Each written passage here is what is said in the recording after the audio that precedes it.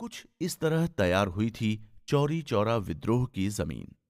सवाल ये भी था कि जब एक बार चौरा थाने से आगे निकल चुके थे, तो उन्हें लौटकर थाने पर क्यों जाना पड़ा?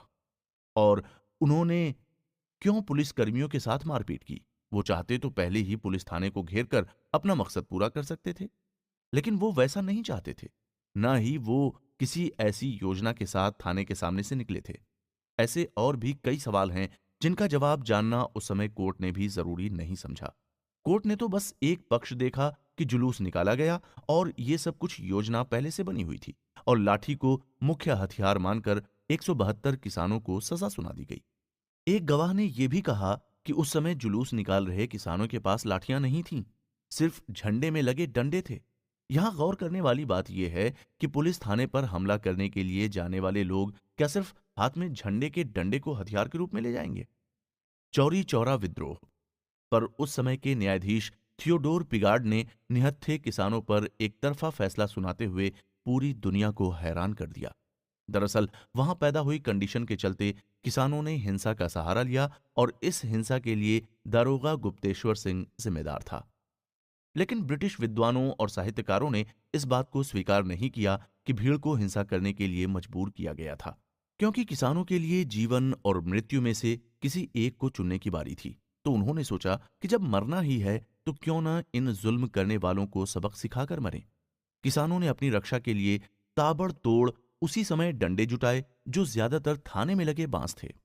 जज ने किसानों के द्वारा फेंके गए पत्थरों को मिसाइल का नाम दिया था, जो उन्होंने थाने के पास बिछी रेलवे लाइन से उठाए थे। इससे यह साबित होता है कि किसान पहले से पत्थर लेकर नहीं आए थे। हालांकि जज ने दारोगा द्वारा भीड़ को हिंसा के लिए उकसाने की बात को माना, लेकिन फिर भी फैसला किसानों के खिलाफ ही गया। वैसे आपको एक बार फिर बता दें कि चौरी चौरा पूरी तरह से जमींदारों के इशारों पर चलने वाला इलाका बन चुका था। वहां के जंगल, उपजाऊ जमीन, गन्ने, अरहर की पैदावार और उसके मंडी से लेकर रेलवे से उसको ट्रांसपोर्टेशन करने तक की पूरी प्रोसेस, यानी खेत से लेकर बाजार तक सब कुछ जमींदारों के कंट्रोल में था। वो हर हाल में लगान और कर वसूल कर रहे थे, और उनके जुल्म इस तरह बढ़ गए थे कि किसान विद्रोह पर उतारू हो गए। इस पूरी कहानी में पुलिस सिर्फ जमींदारों के इशारों पर काम कर रही थी और किसानों को दबा रही थी। चौरी चौरा कांड से पहले भी 1922 में जनवरी के दिनों में किसानों ने ऐसा ही विद्रोह प्रदर्शन किया था।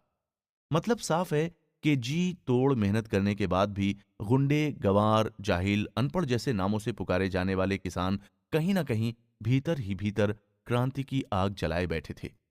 यही आग शोला बनी और चौरी चौरा विद्रोह के रूप में विस्फोट बनकर दुनिया के सामने आई। तो इस तरह से चौरी चौरा विद्रोह का पहला अंकुर किसानों के मन और आत्मा की जमीन पर फूटा। अगले एपिसोड में अंकुर को धीरे धीरे बड़ा होता देखेंगे।